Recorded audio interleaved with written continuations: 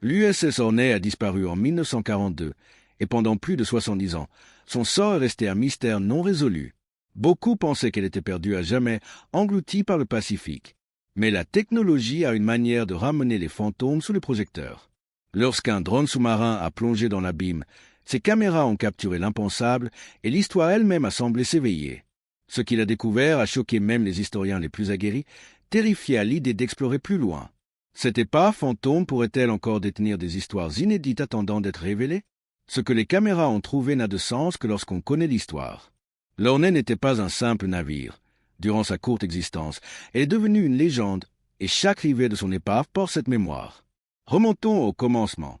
Si cette histoire d'un vaisseau fantôme retrouvé dans les profondeurs t'intrigue, abonne-toi à la chaîne et active la cloche pour ne rater aucune de nos plongées dans les mystères de l'histoire. La légende qui a disparu. L'histoire de l'USS Hornet ne commence pas discrètement, même si son arrivée dans la flotte de la Navy est passée inaperçue. En décembre 1940, elle est lancée des chantiers navals de Newport News, en Virginie, et en octobre de l'année suivante, elle est officiellement mise en service. Portant le nom de Code CV-8, elle était le dernier porte-avions de la classe Yorktown, aligné sur ses prédécesseurs, les USS Yorktown et Enterprise. L'Hornet était lancée, rapide sur l'eau, et suffisamment robuste pour transporter une escadre aérienne capable de changer le cours d'une bataille. Peu de gens à l'époque savaient à quelle vitesse elle serait mise à l'épreuve. Son baptême du feu survient quelques mois après l'entrée des États-Unis dans la Seconde Guerre mondiale. En avril 1942, l'Hornet est choisi pour une mission qui semblait insensée, transporter des bombardiers américains à portée de Tokyo. Lancer des bombardiers B-25 de l'armée depuis le pont court d'un porte-avions semblait téméraire.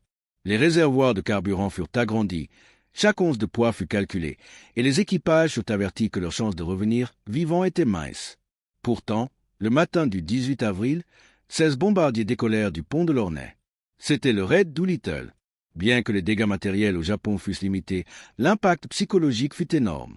Pour la première fois, les îles japonaises furent touchées par la guerre, et pour la première fois depuis Pearl Harbor, les Américains retrouvèrent espoir.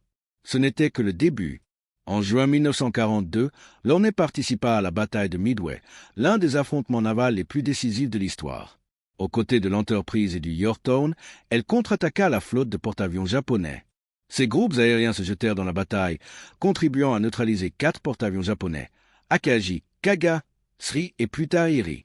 Les avions de l'Hornet frappèrent également le croiseur Mikuma lors du retrait japonais. À Midway, l'élan naval japonais fut brisé, renversant l'équilibre des forces dans le Pacifique. Pour l'Hornet, c'était une nouvelle victoire ajoutée à un palmarès qui s'est offert rapidement. Cependant, les victoires en mer s'accompagnaient toujours d'un lourd tribut, et ce prix attendait l'Hornet à l'horizon. Le navire poursuivit son chemin vers les îles Salomon, où la lutte pour Guadalcanal faisait rage jour et nuit. Pendant des semaines, l'Hornet fut le seul porte-avions américain dans la région, ses pilotes effectuant des missions constantes contre les navires et avions japonais. La vie à bord était implacable. Chaque décollage et chaque récupération d'avions endommagés rappelait à l'équipage que le navire était tout ce qui se dressait entre l'ennemi et le fragile point d'appui américain dans les îles. L'Hornet était devenu un pilier de la guerre du Pacifique, mais sa chance ne pouvait durer éternellement. La vérité éclata lors de la bataille des îles Santa Cruz en octobre 1942. Les bombardiers en piqué et les avions torpilleurs japonais s'acharnèrent sur l'Hornet dans des attaques incessantes. Elle fut touchée à plusieurs reprises, jusqu'à ce que des incendies ravagent son pont et paralysent ses machines. L'équipage lutta pour la sauver, mais les dommages étaient trop graves. La décision fut prise d'abandonner le navire. Les destroyers américains tentèrent de le saborder avec des torpilles, mais l'Hornet refusa de couler. Le lendemain, des destroyers japonais s'approchèrent et portèrent les coups finaux qui l'envoyèrent par le fond. Sa carrière n'avait duré que 16 mois. En ce court laps de temps, l'Hornet avait lancé l'un des raids les plus audacieux de l'histoire, contribué à une victoire qui changea le cours du Pacifique, et combattu jusqu'à son dernier souffle. Elle gagna 4 étoiles de bataille et devint le dernier porte-avions de flotte américain, coulé par le feu ennemi. Ce palmarès seul lui assura une place dans l'histoire, mais ce qu'elle laissa derrière l'était bien plus grand. Connaître l'existence d'un navire est une chose. Le retrouver dans un océan vaste, imprévisible et impitoyable envers les secrets en est une autre. Pourtant, quelque part dans cette obscurité, quelques esprits déterminés croyaient pouvoir retracer son chemin, mais pouvaient-ils vraiment la retrouver? La recherche, comment ils l'ont cherchée? Pendant des décennies, l'USS Hornet n'existait que dans les récits et les photographies jaunies. Tout le monde savait qu'elle était perdue dans le Pacifique. Mais où? Et dans quel état? Aucun plongeur ne s'en était jamais approché, aucun sous-marin n'avait fait le voyage. Les eaux de l'océan sont vastes, ses profondeurs inexplorées, et pendant 70 longues années, l'océan garda l'Ornay comme un secret qu'il refusait de rendre. Beaucoup pensaient que le porte-avions resterait perdu à jamais. Cela changea lorsqu'une nouvelle génération d'explorateurs entreprit la recherche. Ce n'était pas l'œuvre de chasseurs de trésors, mais le rêve de personnes voulant redonner une voix à l'histoire. L'effort vint de l'équipe de Paul Allen chez Vulcan ANC, connue pour avoir retrouvé d'autres épaves légendaires. Leur navire de recherche, le Pétrel, n'était pas conçu pour le confort ou la gloire. Il était construit pour découvrir des histoires enfouies sous l'océan. Et quelque part là-dehors, ils croyaient que l'Ornay attendait. L'équipe commença sur la terre ferme, pas en mer. Ils fouillèrent les archives de la Navy, croisant les journaux de bord, les rapports d'après-action et les témoignages de survivants, car chaque indice comptait. 9 navires de guerre avaient signalé avoir vu l'Ornay dans ces dernières heures, chacun laissant un enregistrement de coordonnées, de relèvements, de notes radars et d'esquisses approximatives de la bataille. Lorsque tous ces fragments furent rassemblés, ils formèrent un réseau complexe de chiffres et d'hypothèses. Quelque part dans ce désordre se trouvait la vérité. Pendant des mois, ils comparèrent chaque journal au suivant, corrigeant les petites erreurs, tenant compte des dérives et des différences de compas. Ils construisirent des cartes détaillées montrant où l'Ornay aurait pu sombrer, marquant des zones de probabilité basées sur les courants océaniques et la manière dont le porte-avions aurait pu dériver avant de couler. Cela ressemblait à un mélange de science et d'instinct. Chaque décision pouvait soit affiner la recherche, soit les ramener à la case départ. Personne ne pouvait se permettre d'avoir tort. Une fois les cartes prêtes, la technologie prit le relais. Le Pétrel était équipé de systèmes sonars avancés qui balayaient le fond marin, renvoyant des ondes sonores qui dessinaient une image de ce qui se trouvait en dessous. Les opérateurs scrutaient ces relevés, cherchant tout ce qui rompait la surface lisse du fond marin. Là-dessous, une simple courbe pouvait tout changer. Cependant, le sonar ne pouvait montrer qu'une partie de la réalité. Pour voir ce qui se trouvait vraiment en bas, l'équipe s'appuyait sur des explorateurs robotisés appelés véhicules télécommandés ROV et véhicules sous-marins autonomes AUV. Ces machines étaient conçues pour survivre à des pressions qui écraseraient l'acier. Équipées de caméras, de sonars et de capteurs, elles pouvaient naviguer dans l'obscurité totale, scannant chaque pouce de la zone choisie.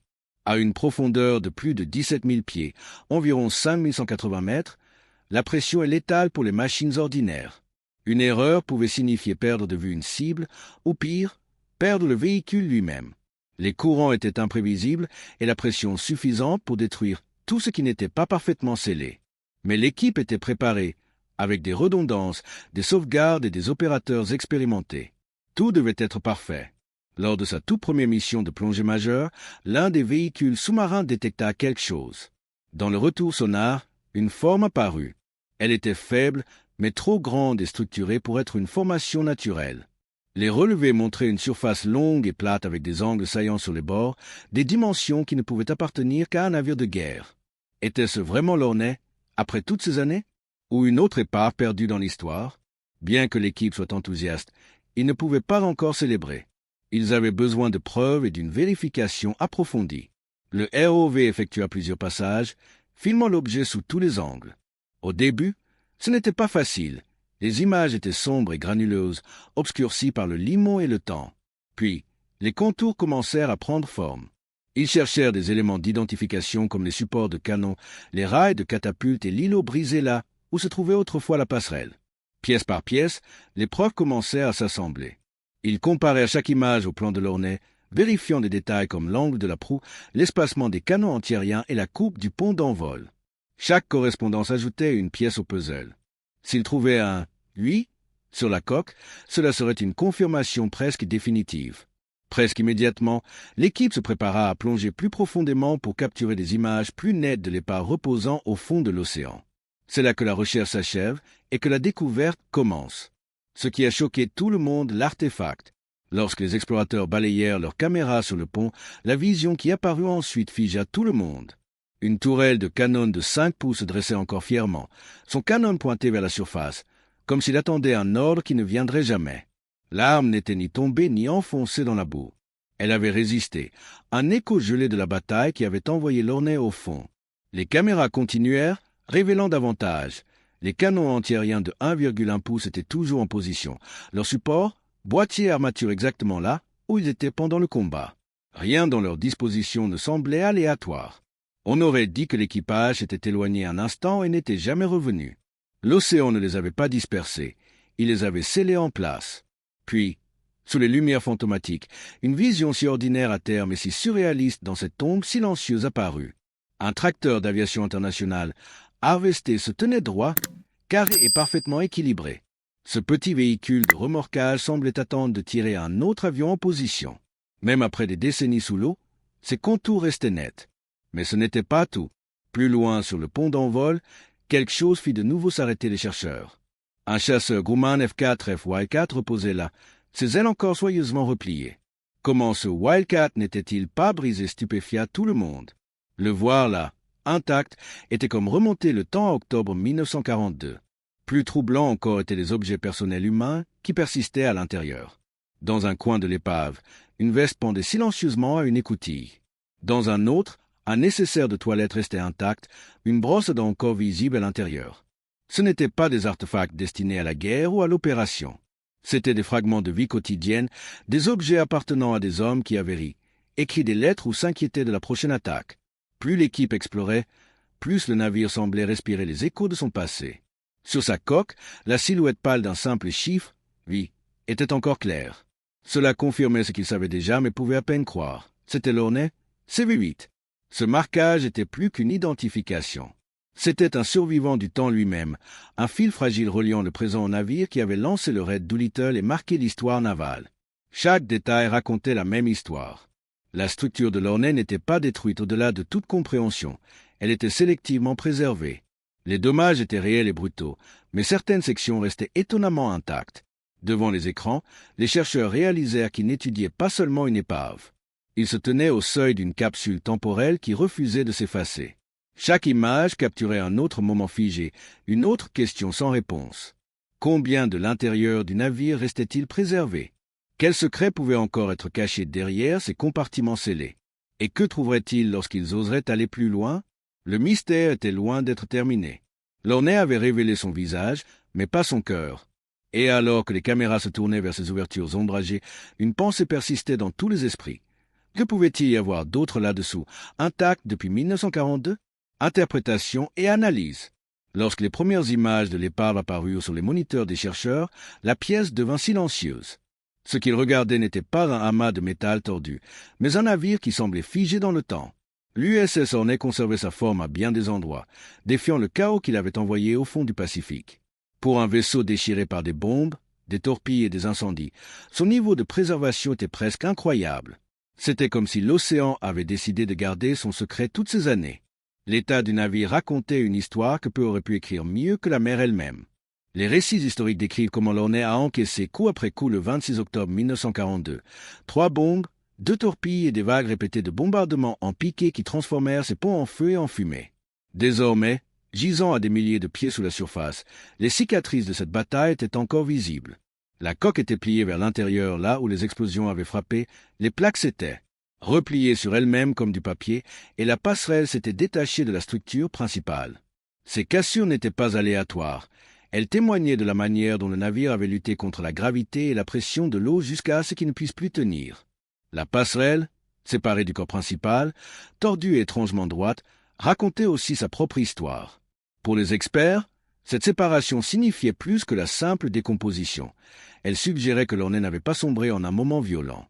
Elle avait cédé pièce par pièce alors que l'eau s'engouffrait et que les poches d'air éclataient sous la pression. C'est le genre de détail qui transforme une épave en témoin. Pour comprendre ce qui rendait la préservation de l'Ornay remarquable, les chercheurs l'ont comparé à d'autres épaves de guerre. L'USS Lexington, retrouvée plus tôt par la même équipe, repose à une profondeur moindre et montre une forte fragmentation, ses pièces éparpillées sur le fond marin. L'Ornay, en revanche, reste largement entière malgré une profondeur plus grande et une pression accrue. Cette différence lui confère un statut rare. Ce n'est pas une ruine dispersée par le temps. C'est une capsule temporelle, une mémoire d'acier préservée sous des kilomètres d'eau froide. Au-delà de l'exploit d'ingénierie, l'épave ouvrait des ports que les seuls registres ne pourraient jamais déverrouiller. Les journaux de guerre de l'Ornay décrivent les impacts de bombes et les inondations, mais l'épave montre exactement comment le navire s'est plié, fissuré et assédé. Les plaques tordues et les cloisons déchirées confirment où le stress est accumulé et comment la coque a finalement capitulé. Pour les historiens navals, c'est comme avoir un second groupe de témoins, mais cette fois, fait d'acier plutôt que d'encre. Les spécialistes forensiques ont commencé à cartographier chaque marque d'explosion et chaque fracture, étudiant comment différents matériaux ont vieilli dans le froid extrême et l'obscurité. Ces détails peuvent aider les ingénieurs futurs à comprendre comment les navires se comportent dans des conditions similaires. Chaque rivet, chaque couture déchirée raconte une partie de l'histoire que la science n'avait jamais pu voir auparavant. Pourtant, avec chaque découverte vient une pensée sobring. Jusqu'où la technologie doit-elle aller quand l'épave est aussi une tombe? Cette question a guidé chaque décision depuis la redécouverte de l'Ornay. Des dizaines de marins n'ont jamais quitté le navire. Leurs restes, probablement scellés dans des compartiments effondrés, font du site un lieu sacré. Pour les chercheurs, cela change tout. Leur mission n'est pas de récupérer, mais de respecter et d'observer. L'Ornay n'appartient pas seulement à l'histoire, elle appartient à ceux qui ne sont jamais rentrés chez eux. D'une certaine manière, l'épave parle non seulement de guerre, mais d'humanité.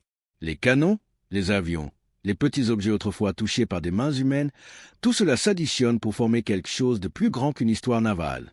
Cela montre que l'histoire n'est pas toujours écrite en mots, mais qu'elle dort parfois sous les vagues, parfaitement préservée, attendant quelqu'un d'assez courageux pour regarder et d'assez silencieux pour écouter. Le métal tordu montrait comment l'Ornay est morte, mais pas comment son équipage a survécu. La vérité de ce qui s'est passé ensuite vit dans la mémoire d'un homme qui a vécu assez longtemps pour raconter au monde ce qu'il a vu. L'élément humain, les survivants. Au fond des océans où repose l'Ornay, il y a des histoires que l'acier seul ne peut raconter. Certaines vivent à travers les hommes qui ont autrefois foulé ces ponts, comme Richard Nowatzki, dont les souvenirs portaient le battement de cœur du navire longtemps après que ses moteurs se soient tus. Lorsque le monde apprit que l'Ornay avait été retrouvé, Richard avait 95 ans. C'était littéralement une vie entière loin du marin de 18 tant qu'il était lorsque tout s'effondra. Pourtant, lorsqu'il parlait de ce jour, ces mots ne semblaient pas lointains. Il prenait vie avec le genre de détails qui ne viennent que d'avoir vécu le bruit, le chaos et la peur. Ils utilisaient des bombes perforantes, et quand elles descendaient, on les entendait traverser les ponts. Plinc, plinc, plinc, plinc, et quand elles explosaient, tout le navire tremblait. Décrivit-il. Il raconta comment les bombes perçaient pont après pont, comment le navire frémissait à chaque impact. Chaque écho et son était gravé dans sa mémoire. Lorsque l'équipe de recherche lui montra une vidéo de l'épave, Richard se retrouva face à face avec une partie de son propre passé. La caméra balayait lentement le fond marin, révélant un support de canon qu'il reconnut immédiatement. C'était la position exacte qu'il avait occupée lors du dernier combat de l'Ornay. Le voir là, parfaitement préservé sous des kilomètres d'eau, était comme voir le temps ouvrir sa main. Pour un homme qui avait survécu à ce que beaucoup n'avaient pas, c'était plus qu'une découverte. C'était une réunion. Et même dans la lourdeur du moment, l'esprit de Nowatzki n'avait pas perdu son éclat. Si vous descendez à mon casier, il y a $40, vous pouvez les prendre, plaisanta-t-il. Cette petite touche d'humour perçait la tristesse, montrant que même au milieu de la perte, le rire trouve toujours un moyen de vivre. Pourtant, derrière le sourire, une vérité qui n'avait pas besoin de dire à voix haute persistait, le genre de vérité qui reste entre les marins et les fantômes. Car la vérité est que l'histoire de l'Ornay n'est pas seulement celle d'une découverte. C'est aussi une histoire de sacrifice. Environ 140 membres d'équipage ne sont jamais rentrés chez eux après ce dernier jour d'octobre 1942. Leurs vies se sont terminées dans le feu, l'eau et l'effondrement de l'acier. L'épave, malgré toute sa préservation, est une tombe. On peut dire que c'est un lieu où la bravoure et la tragédie sont à jamais unies. Pour les survivants et leurs familles, la découverte de l'épave offrait quelque chose qui manquait depuis plus de 70 ans. La closure. L'Ornay n'était plus perdue. Elle avait un lieu de repos, et les hommes qui n'étaient jamais revenus étaient avec elle. Pour la Navy américaine, l'Ornay reste un symbole de courage et de détermination. C'était le navire qui avait lancé le raid Doolittle, une mission qui avait porté la guerre à la porte du Japon à une époque, on peut penser cela possible. Pour les historiens, c'est une capsule temporelle flottante, révélant non seulement les machines de guerre, mais aussi le coût humain derrière elles. Alors que les vidéos de l'expédition faisaient le tour du monde, elles éveillèrent quelque chose de profondément humain. Les chercheurs, dont beaucoup étaient trop jeunes pour avoir vécu cette guerre, se trouvèrent émus par ce qu'ils voyaient sur leurs écrans. Ce n'était plus seulement une question d'ingénierie ou de découverte. C'était une question de la dignité silencieuse de ceux qui ont combattu et sont tombés. La mer, dans son immobilité, avait gardé leur histoire en sécurité. Elle était devenue à la fois témoin et gardienne. Pourtant, pour toute l'émotion et la révérence que cette découverte portait, la mission elle-même comportait sa part de danger. Trouver un navire à plus de 3 miles sous la surface de l'océan n'était pas une tâche simple. Pas de danger. Trouver un navire à plus de 3 miles sous la surface de l'océan n'était pas une tâche simple. Cela exigeait précision, courage et un peu de foi en l'inconnu. Qu'a-t-il fallu pour l'atteindre? Quel risque l'équipage a-t-il affronté en poursuivant un fantôme sous les vagues? C'est là que l'histoire continue. Défis techniques et risques. Explorer l'épave de l'USS Hornet n'était pas une simple descente dans l'histoire. C'était un combat au risque contre un monde qui résiste à la portée humaine. À plus de 17 500 pieds, environ 5 335 mètres, sous la surface, l'océan n'est pas un rêve bleu silencieux. C'est une zone de pression écrasante et impitoyable où chaque erreur peut détruire des années de travail en quelques secondes. Là-dessous, l'acier plie, les circuits échouent, et personne ne peut venir à la rescousse. Le premier défi était de survivre à cette pression. À ces profondeurs, le poids de l'eau au-dessus équivaut à près de 8 tonnes par pouce carré. Chaque joint, boulon et fil du submersible devaient tenir bon ou risquer d'être aplatis. Les ingénieurs testèrent des coques en titane et des boîtiers de pression encore et encore, sachant qu'un seul point faible pouvait mettre fin à la mission. Même les minuscules joints en caoutchouc protégeant l'électronique devaient être impeccables. Une goutte d'eau de mer pouvait court-circuiter tout un système de contrôle. Plus ils prévoyaient de descendre, plus la frontière entre exploration et désastre s'amincissait. La navigation représentait un autre danger silencieux. Une fois que le véhicule glissait sous la surface, le GPS cessait de fonctionner complètement. Il n'y avait ni carte, ni lumière du soleil, ni haut ni bas. L'équipe s'appuyait sur des balises acoustiques et un réseau de capteurs inertiels pour tracer leur chemin. Le sonar était leur seul sens de l'orientation, projetant des ondes sonores dans l'obscurité pour révéler les contours faibles de l'Hornet enfouis sous des couches de limon. Chaque ping du sonar était comme un battement de cœur dans l'obscurité, prouvant qu'ils étaient toujours sur la bonne voie et toujours en vie dans un lieu conçu pour effacer tous les signaux. La communication était un autre combat. Chaque commande envoyée depuis le navire en surface prenait de précieuses secondes à atteindre le submersible et chaque flux vidéo devait se frayer un chemin à travers des miles d'eau lourde. Les images arrivaient fragmentées et retardées, vacillant à travers des parasites et des ombres. Lorsque le signal tombait, les opérateurs sur le pont se retrouvaient dans le silence, fixant des écrans vides, attendant que l'océan rende leur robot. Ce délai transformait chaque manœuvre en un saut de foi. Les risques n'étaient pas seulement numériques, ils étaient aussi physiques. L'épave de l'Hornet, déchirée par la guerre et le temps, était un labyrinthe de poutres brisées et de débris aux bords tranchants. Une mauvaise manœuvre pouvait accrocher un câble ou briser une hélice. Même au fond de la mer, de lents courants sous-marins pouvaient déplacer le véhicule et le pousser dangereusement près des restes de l'épave. Chaque mouvement devait être délibéré, chaque pouce mesuré contre le risque. Là-dessous, l'océan ne donne pas de seconde chance. Pour minimiser les échecs, l'équipe avait construit des systèmes de secours pour presque tout: alimentation, caméras, communication et navigation. Les ingénieurs savaient qu'ils ne pouvaient pas simplement aller réparer si quelque chose échouait. Les réparations devaient être à distance, improvisées et précises.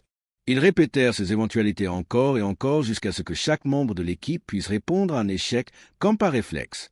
C'était de la précision sous pression, non seulement de l'océan, mais aussi de la conscience qu'une seule erreur pouvait enterrer la mission pour toujours. L'environnement ajoutait encore plus de poids à leurs soucis. Le froid là-dessous, proche du point de congélation, pouvait vider les batteries en moitié moins de temps que prévu.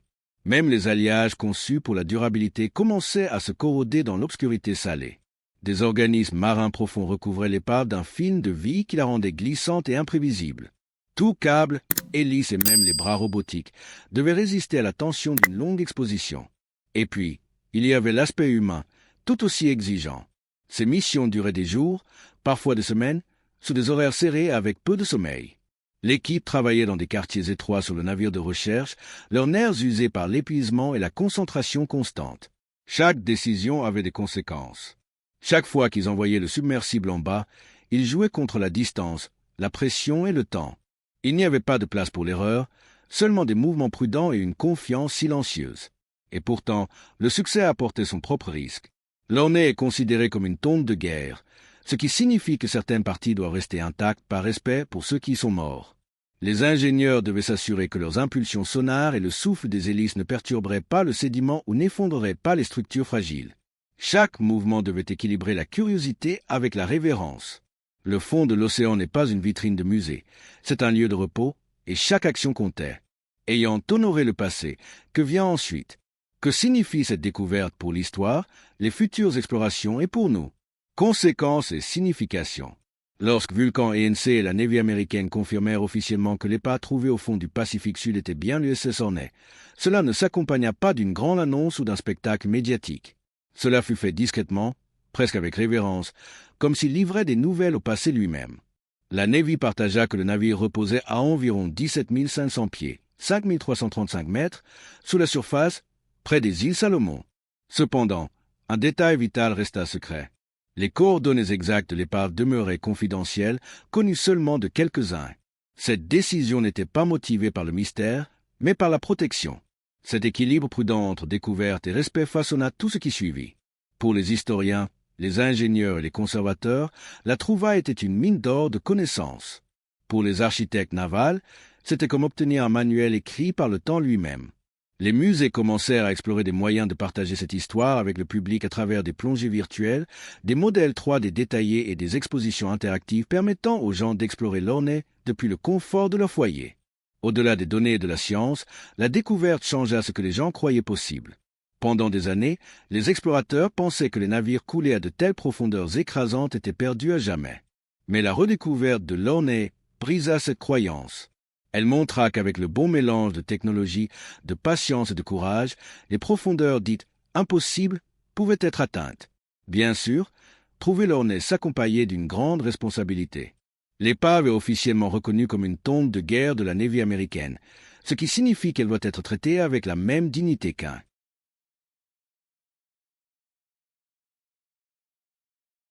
Cimetière. Le Sunken Military Craft Act la protège contre toute récupération ou exploration non autorisée. Aucun artefact ne peut être pris, aucun compartiment scellé ne peut être ouvert, et aucune hélice ne peut perturber le limon qui s'y est déposé pendant des décennies. L'océan l'a peut-être réclamé, mais la Navy veille toujours sur elle. Des systèmes de surveillance modernes garantissent désormais que le site reste à l'abri des pillards et des dommages accidentels. Il y a aussi quelque chose de profondément humbling dans tout cela. Revoir l'Ornet après des décennies sous les vagues suscite un sentiment d'émerveillement. C'est une preuve de l'ingéniosité humaine et de sa fragilité côte à côte.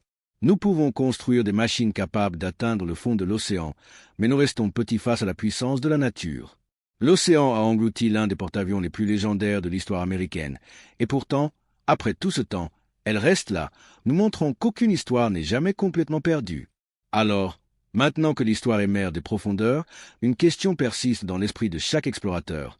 Jusqu'où sommes-nous prêts à aller pour découvrir le reste de ce que l'océan n'a pas encore raconté? Que penses-tu de cette découverte incroyable? Que signifie pour toi le fait de retrouver l'USS Hornet après tant d'années? Partage tes réflexions dans les commentaires ci-dessous et n'oublie pas de liker, de t'abonner et de partager. Pour plus de contenu comme celui-ci, clique sur la prochaine vidéo à l'écran. Analyse. Pourquoi cette découverte compte? La redécouverte de l'USS Hornet est plus qu'une prouesse technologique. C'est un pont entre le passé et le présent, un rappel de la bravoure, du sacrifice et de la résilience humaine. Voici quelques points clés pour comprendre sa signification. Une capsule temporelle de la Seconde Guerre mondiale. L'état de préservation remarquable de l'Ornet offre une fenêtre unique sur la technologie et les tactiques navales des années 1940. Les détails intacts comme le tracteur d'aviation, le chasseur Wildcat et les objets personnels donnent vie à l'histoire d'une manière que les documents écrits ne peuvent égaler. Chaque artefact est un témoignage des hommes qui ont servi à bord et des événements qui ont façonné la guerre du Pacifique. Un hommage au sacrifice. Avec environ 140 marins perdus lors du naufrage, l'Ornet est une tombe de guerre. Sa découverte apporte une closure aux familles et honore la mémoire de ceux qui ont donné leur vie. La décision de la Navy de garder les coordonnées secrètes et de protéger le site souligne le respect dû à ces héros tombés. Une avancée technologique. La mission du pétrel prouve que les profondeurs extrêmes de l'océan ne sont plus hors de portée. Les avancées en sonar, ROV et AUV ouvrent la voie de futures explorations, non seulement pour les épaves militaires, mais aussi pour les découvertes scientifiques dans les abysses. Cela redéfinit ce que nous croyons possible dans l'exploration sous-marine. Une leçon d'humilité. L'Ornet nous rappelle la fragilité humaine face à la nature. Malgré toute notre technologie, l'océan reste une force indomptable qui peut engloutir même les machines les plus puissantes. Pourtant, la capacité à retrouver et à étudier l'Ornet montre également notre détermination à comprendre notre passé, même dans les environnements les plus hostiles. Et toi, que penses-tu? Crois-tu que l'Ornet a encore des secrets à révéler? Ou penses-tu que certains mystères doivent rester intacts par respect pour ceux qui reposent?